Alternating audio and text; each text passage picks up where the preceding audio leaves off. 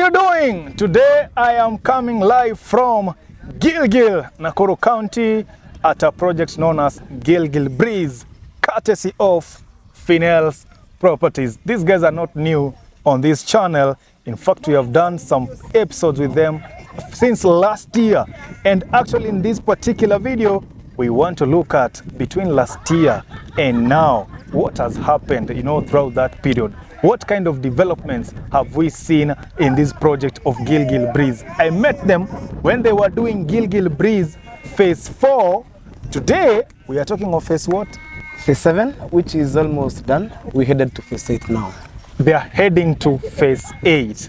But now, most importantly, the CEO here is going to take us through this project, and then he explained to us, as I also get to ask him questions, what has happened through, from Phase 4 to Phase 7 to Koapi Jameni, and what does the future hold for this place? What are the opportunities around here? So let him introduce himself, and then we begin the tour.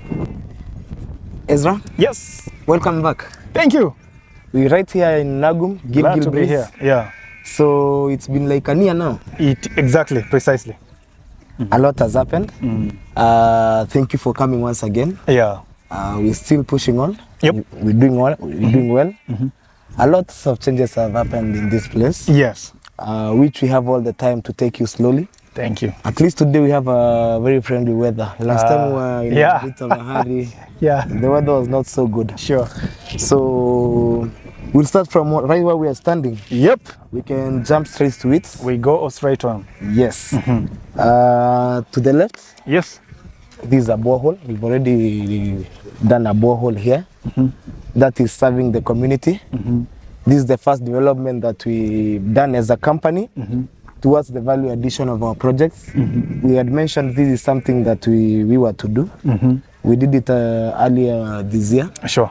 So we've been giving the community water, serving our clients, those who are willing to pipe to their projects, and so far so good. This is just the beginning, one of them. You can see how we've utilized our borehole. Yes. You can see some of the farming projects that we are taking here. Yes. So you have grown kales. No, is this spinach. Spinach, yeah. Yes, sorry. this spinach. Yeah. The whole of this section, mostly we're dealing with horticulture. Yeah. The water is quite fresh. Yeah. And the supply of water is constant. Yes. So these are some of the things we are doing with our land in Gilgil. Yes.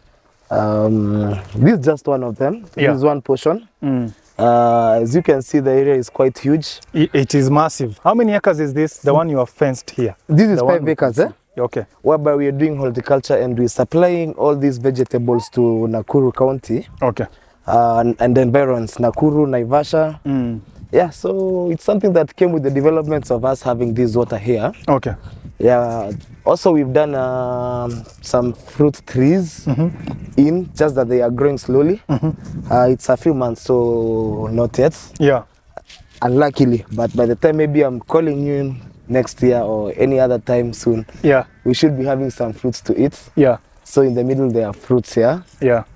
So basically this water we're using it here for irrigation, and that is what I was trying to show you. You can see over here. Yes, I can see. Yeah, you're doing irrigation. We're doing it for irrigation, Yeah. So, and if the water is quite adequate to sustain growth of vegetables, that directly tells you that anything else can grow. The soil is very fertile. Yeah. Kales are one of the crops that require a lot of water. So in this position, this tells you that we have a lot of water here now. No doubt. Yes. I can hear the sound of water from the borehole as the tank is, filling the tank there. And then that lorry. So that lorry is the one you used for supplying water around? Yes. If you look at this area, Yeah. You realize that most people, the area is not so densely populated. Yeah, it is scarcely populated, yeah. So the people who are here, most of them, they prefer to have their own tanks. And how do they get the water? We use the clean water lorry here. Yeah. We take the water to them. They store for their own purposes and they use it their own convenience. So basically, that's it. Okay. It's adequate enough to get piped.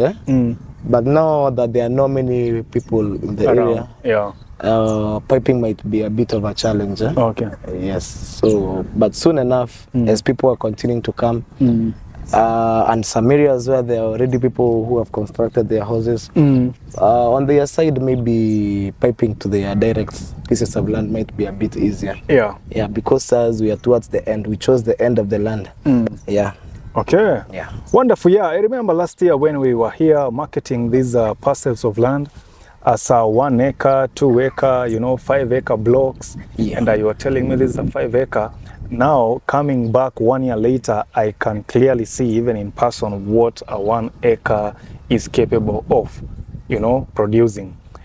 Now, what other crops can somebody grow here? Basically, this soil, as we had said the other time. Oh yeah, we had a soil composition. Yes. Continue. Yeah. We had a soil composition report. You can basically grow everything. Some people are doing maize. Some are doing beans. Yeah. Some are doing fruit farming. There's another person who has done quite a lot of things. They have fruits. They have almost everything. Pineapples. Yeah. Name it. Yeah, the other farm. Yes, I remember. Yes, yes, from last year. And you can see the progress that they are still growing on very well. Perhaps they will be taking you for a virtual tour. You may be able to see. So basically, everything can grow here so long as you have water. The guy who was doing beekeeping, still on? Yes, he's still on. Okay. They're still in business and they are doing very well. Okay. Yes. Wonderful. So I'm just impressed that you guys were able to sink a borehole here. And the moment we landed, you saw it was the first thing that I went to. So you're telling us the water is fresh, yeah? This is fresh water. Perhaps you can... Yeah, I'll have a taste of it, yeah. Yeah, I will for sure. All right, so then, for the investors. Yes. For the rest of the investors. Oh, this is a tomato? No, this is called managu. Oh, okay. In our local language, Okay. we know it as managu. Okay. Maybe on the comment section they can tell us what's managu in English. Yes. Those are, so this is managu. Yeah. We have kales. Yeah. And we have spinach. Basically vegetables. Yeah, because this was just an experimental project which has done extremely well. Extremely well, as you can see. I see. Response is at 100%. So the land is quite fertile. We had tried with potatoes. It also did very, very well. Yeah, so on the distance, good agricultural land. Okay. On the distance, I'm also seeing kondoo pale. Yes. Mengi. Yes. You also have farmers around here who are rearing livestock. We're doing the same thing. Okay. I'll be taking you exactly to where we have those condos where they get to sleep. Yeah. So basically what to do, it's called free range. Oh, wonderful. By free range, it's whereby in the morning, you let your animals loose. You can see there's a lot of pastures here. Yeah, I see. Green pastures all over. There's good land, there's ample food. So you take the animals out there for grazing. In the evening, you bring them back. Maybe what you need to give them, maybe just water. All right. So now, for, this is kind of like a new video to those who didn't get to watch the one of last year. The previous one. Why should somebody invest here in Nagu, in Gilgil Breeze? And now you are going to phase 8. Phase 8. So business has been good, bro. We're trying. All right. As Kikyu, we're trying literally, but God has been good. God has been good. And thank you to all of you, our investors. Thank you for trusting us. We can say for those who have invested, and then the moment you deliver value to your clients and sell things they can relate to, definitely things will work for you and you'll move. But tell now the new viewer, why should they invest here and also through Phinels Properties? First, I'll tell you why you should invest through Phinels Properties. One, we are a registered company under the Association of Real Estate Stakeholders in Kenya.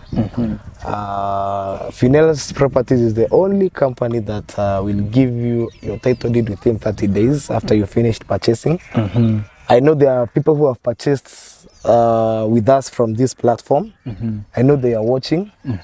Reach out, comment if that is exactly what happened. Those who have been here before, within 30 days you have your title deed, and the moment we agree on the price, we don't add any extra charges for titling and what have you. No, it's final. That is one.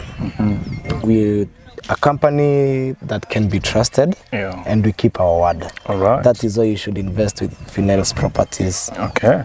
Now talking of Gilgil Breeze. Yes. This is pure value for money. Pure value for money.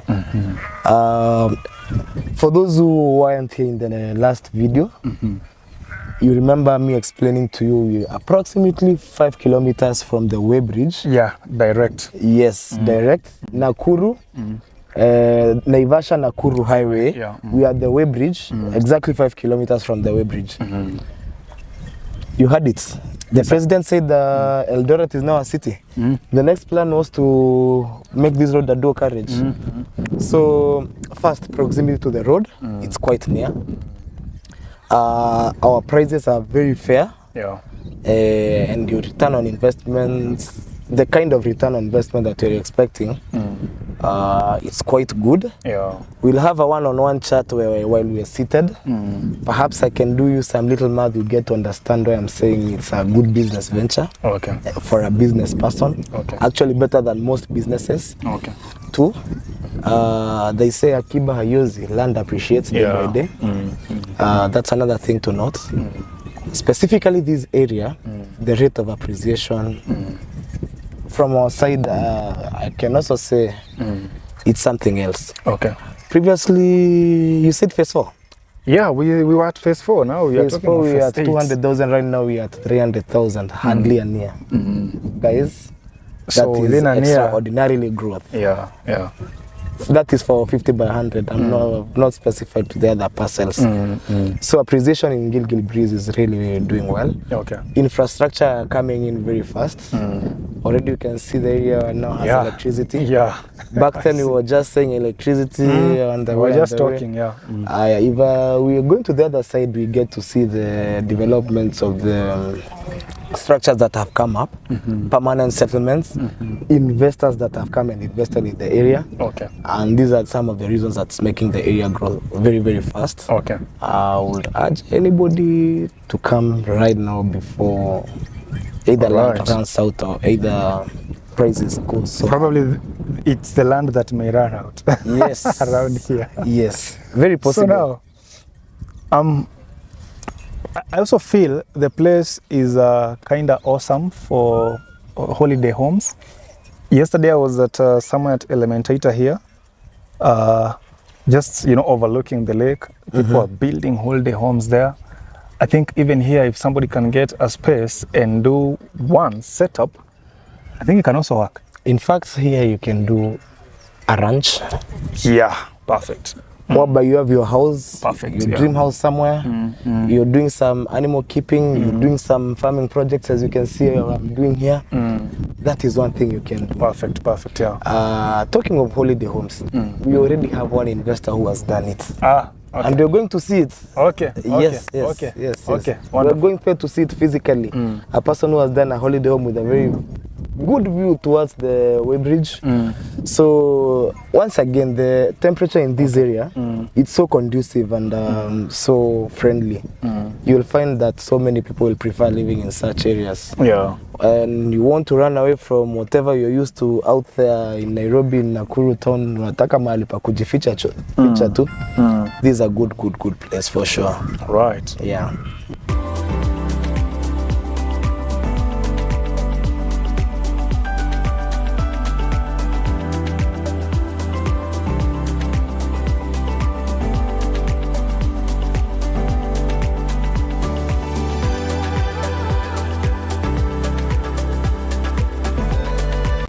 Isaac, I also see you have, staff here. Yes. So where do these guys live? How do you manage to keep them here? Basically, Yes. most of these are the local community in this area. Oh, okay, okay. Of course, every community has the youth. It has some people who are jobless. Yeah. So out of this, we've created employment to so many people. Wonderful. Ever since we began, we've been having such a number of people working with us almost on daily basis. Yeah. So these are just the youth who live around, and mostly women. They are here, and they are the people who we work with, the community people. So it's a way of empowering the community whereby we're giving them employment. Yeah. So if another maybe large-scale investor comes, let's say they take a 10-acre block. Yes. Are you able to supply them with this water, or they will maybe sink their borehole? Well, it's possible they can. Maybe. Talking of a 10-acre investor, most of those people, you'll find there are people who like to do things at their own convenience. Indeed. At their own pace. So probably a person with an investment of 10 acres, they might choose doing their own borehole. Yeah. The much I've interacted with them, like you can see right on my right hand side, that is an investor. He opted to do his own borehole. Yes, I see. Not that I didn't have my own, which I will give him free water. He's an investor whom I sold to, but he opted for his own borehole.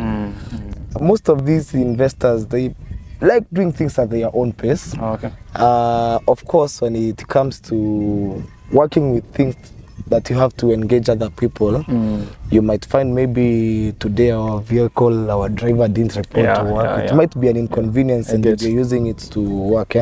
You might find there are 2, 3, 4, 5 people ahead of you on the queue. So for such an investor, they might opt for their own, but we are more than willing to give them water. Yes, because at the end of the day, they are investors, they are our clients. Yes, so it's a win-win situation for both of us. So I saw this guy akichuna mboga, one of your staff here. Hiyo mboga napeleka wapi?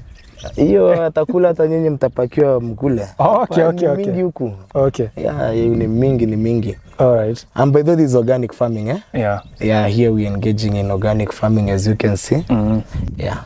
See, this was virgin land. This was virgin land. Yeah, so nutrients ziko huko chini. Ziko mingi, and that is why the place gets so bushy real quick. Yeah, because it's very fertile, very fertile. And the response is almost at 100% if you look at it. Yeah. Sawa. Sasa tunaweza enda huko.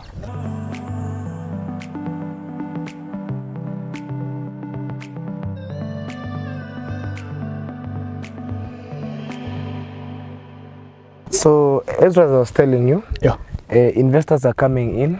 There are different things you can do. This is another part of our project. This is just quarter an acre. Here we're doing livestock keeping. Specifically, we have goats and sheep. These accommodates around, it can accommodate up to 500. But currently we are at around 150.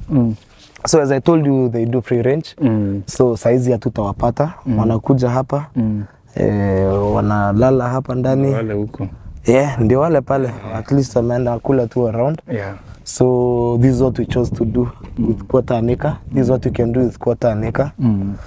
There's another neighbor over here with his quarter an acre. Sure. Ameamua kuidevelop kabisa. You can see how pretty houses he has here. These are shops ameka? Yeah, these are shops. And storage for his things.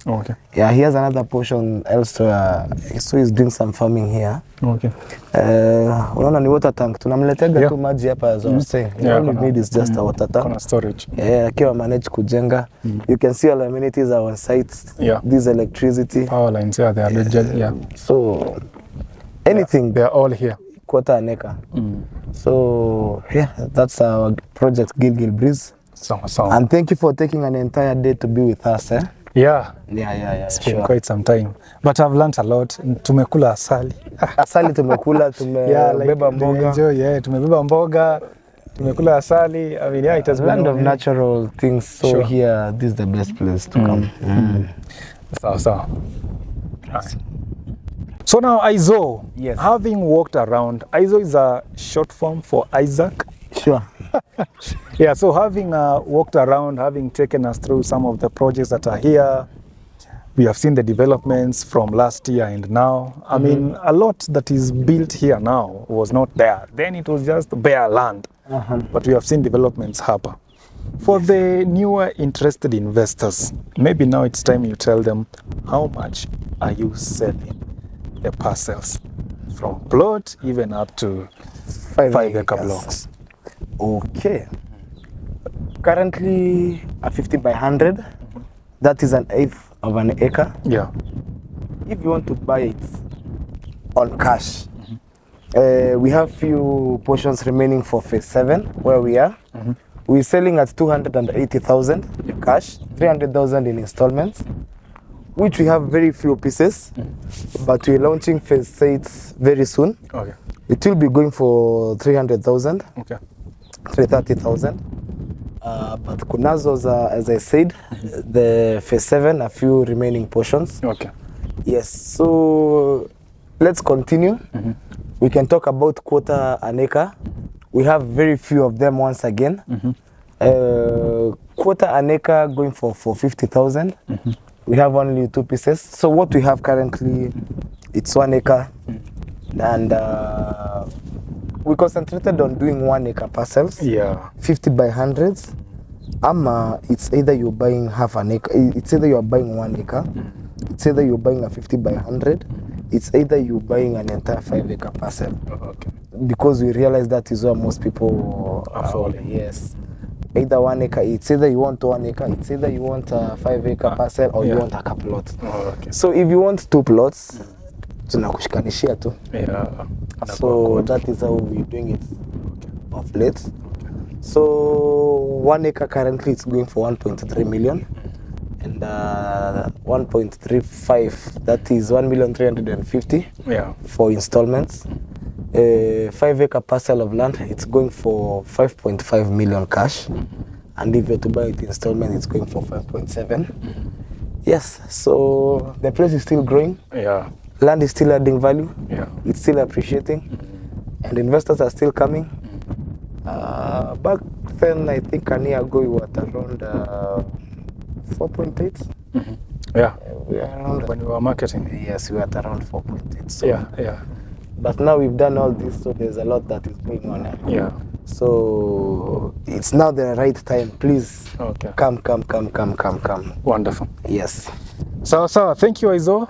Thank you very much, Ezra, for... It has been a wonderful day. It has been a wonderful day. Hapa. Hata nimeweza kuoda asali 1 kg of asali grown hapa, organic, fresh from the farm. So at Na least vegetables as well, hizo na vegetables. At least I have something to take home. You know, when I go home niambia familia nilikuwa Gilgil, hata wanashangaa kwani kwa Gilgil there is nothing to bring from that Gilgil. So at least nikiwa na asali na mboga, kwa hiyo nyumba naingia peacefully. Now the more the place is growing, to know diversification. You've seen a person who has done apples, a person who has done whatever's, pomegranates.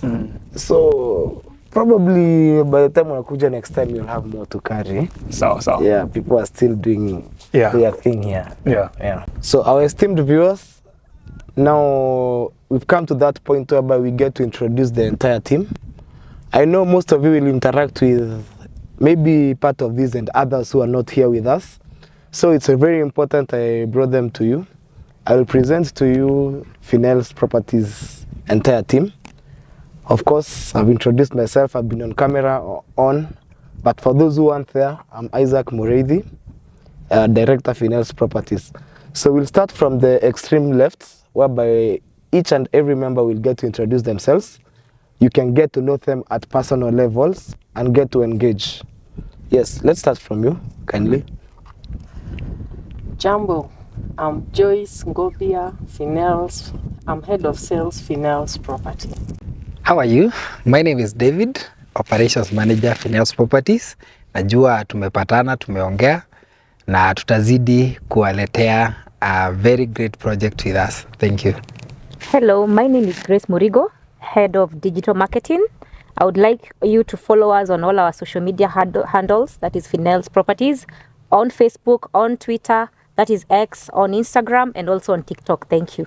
Hello everyone, my name is Mercy Karemi, admin in our head office in Nakuru. Karibuni sana. Thank you. So that's the wonderful Team Phinels. And we're here waiting to serve you. And thank you for those who have held on for this long to be part of this interview. Now, investors, the information is out there. Call us, get back. Thank you very much. Now, Ezra, acha nikwambie, there's this conversation that we're not talking about with the realtors. Na today I want to bring it on the table here. Na we be very realistic. We as the realtors. On the table here is Mr. David. He's our company operations manager. And there's one thing we as Phinels, we sat down before we give out any project to the people. So kuna kitu moja tu uiongeleleangi and so many people avoid it, inaitagwa return on investment. Good. And that is something me and David we really consider. Like explain to me why a person should sell you one plot in Malindi for 80,000. I think hata kufika Malindi it's not economically viable. It's not economical. You will lose more than the 80,000. Asimi utaenda na ndege or something na ulala na ufike Malindi. Najua si Malindi town uingie ndani. So there's one thing we as the realtors, na that's a norm we are trying to change. We as a company, as Phinels Properties, we're learning to sell value. Okay. We're learning to sell value. So I just wanted to do quick maths of projects that we are doing and that we can showcase our investors have done. Just as a way of explaining it more to you why choose Phinels Properties. So Mr. David, you can introduce yourself and tell them whom you are by profession and why you're here in Phinels. Good. Thank you so much. We are here and my name is David. I'm the company's operations manager, and by training I've done agriculture. So actually it was so much of advantage for me to work with this company because we have been able to bring together the brains and we are able to advise even our investors on how they can get return on investment. And just to mention, maybe because there will be someone somewhere who might not know what is return on investment, this is basically what you can get after you have invested your money. Maybe you have bought that land, what you can use that land for and bring you money in a passive way, not just the way people leave land for appreciation. So basically I know you've talked a lot about this place, and you know, we have two projects that are happening right now in this place. Sure. I know you have seen Kales, you also seen Managu. We also have livestock also in the same place. I'm going to show you. So this is a place that you can take advantage. First, because if we go for livestock, number one, you will be able to do the pens and all those houses for your livestock in maybe perhaps that 1 acre, and then enjoy the vast land that we have, which is very not developed at the moment. So you'll have those natural grazing for your livestock. Wonderful. Yeah. David, if I may say something, the land in which we've utilized to do the livestock projects, the pens and the water views, it's only 2 plots. It's quarter an acre. 100 by 100. Yes, it's just quarter an acre. I heard you mention it as an acre. No, it's just a quarter an acre. Oh, yes. I was saying maybe if you get to acquire 1 acre with us, in fact you can be able to scale up more than what you are doing. We are actually doing 150 sheep and goat on that particular quarter an acre. So you can imagine the way you can scale it up if you have acquired an acre in this place. Sure. Yes. Wow. So basically talking about livestock, at around February, the livestock, we were buying them for, there was some drought around that time. So we were able to buy, most of them we bought together. It was around 3,000, 3,500. So wakakuja wakakula, wameanza kuzaa hapa. Na evidently you can see the herds how they are doing. We are anticipating to harvest the livestock in December. Kila mtu atafuta za Christmas. So that is the term we're anticipating, and that is just one economic activity, by the way, which is a very, very, very, very good economic activity that supplements as well. Na we get the manure yenye tunatumia hapa kwa vegetables zetu. By the way. So that is one way in which we are doing it, and you can also do it on your 1 acre, your 2 acres, your 5 acres. Yeah, so that is just one. Keeping them there, so you can go to sell.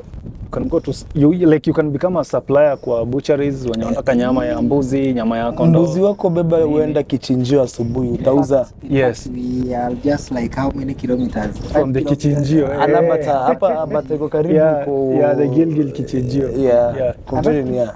Tunaipita ndo tukuja hapa. Yes. And also it's worth mentioning that the place has very good climatic conditions that favors the livestock to do so well. You can do both exotic and indigenous. Yes. You can also do your daily goods here, and they are responding so well. And of course, because of the good climatic conditions, we do not have any shortage of pastures for them. Yeah. So assuming maybe you are to grow avocados, I would do like a bit of math for me. Yeah. Avocados, we'll even give the statistics. Avocados, let's say on a 1 acre parcel of land. We'll do the statistics with a person who has already done it, not the Google mathematics. Okay. Unfortunately, we were not able to get this person here today. Yeah. But you can have a view of what he has done there. So on this one parcel, he has around 300 trees. Let's say for a tree to maturity whereby it has started fruiting, it might require around 36 months. Around 36 months. So after 36 months on the first fruiting season, a tree will fruit around 20 fruits. So assuming in your half acre, if you've decided to do only like 300 trees, so we can do it 300. Sell one at around even 10 shillings on the lower side, which is on the lower side. You said 30 trees per tree. 30 fruits, 30 fruits per tree. Yes. Okay. Actually, that is on the very low side. Yes, it's on the very low. We used to harvest avocados in Ajaya kwa gunia. You are talking about 30. We want to do mathematics on the lowest on side. On the very lowest. Yes. Okay, so 300 by 30, that's 9,000 fruits. Yes. Times 10 bob. 10 bob. Even that one is on the lower side, but avocado these days inatoka 50. Hata 50. Hey. Acha tuanzie tu na bei. 90,000. There's somewhere, no, we have 300 trees. So we have 300 trees. Yes. And you said a tree, first season of fruiting, one tree does 30 so that fruits. Is 9,000. So times 10 shillings. Times 10 shillings. Which is still on the very low. Low side. Now, there are 2 seasons. Okay. There are 2 seasons, eh? Yeah, so we are looking at 180 per year. Yeah, which is good money. Yeah. Your 1 acre, one thing you should know about your 1 acre, you've not only done the avocados. Yeah. In between kuna vitu kama passion, like that particular farmer who has the avocado and the bees. Yes. So unaweza fanya vitu kama passion na such things. So basically the amount me I know with your 1 acre piece of land, if you utilized it with some serious business as a serious farmer, the least you should be able to reap. We should be talking of on the lower side, 300 to 400,000. Yeah, that makes sense now. And it's also good to add on this. Remember that this is a crop or a plant that does not require. Yeah, it doesn't retire. That is passive, like passive income. Yeah, this is added, but it will work for you. Like it is not labor intensive, and the land itself is not going anywhere. In fact, David, let's talk about the most basic thing that you can ever grow on this land that we are so sure. Let's talk about beans. Let's talk about beans now. Perhaps you might be in a better position. 1 acre of land here yields about how many bags of beans? It can go up to 10 bags 1 acre. That is 12, 13. Yeah, on the lowest. Okay, let's call them 12 bags. Okay. Depending on which kind of seed that you planted, Per acre goes for 50 kgs. Maybe you can get a harvest of your 12 bags. Kilo ni 90, size a kilo is around 100. 108,000, and there are 2 seasons. Let me tell you, if there's something that is so easy to farm, Yeah, it is the beans, yeah. it's the beans. Yeah, sure.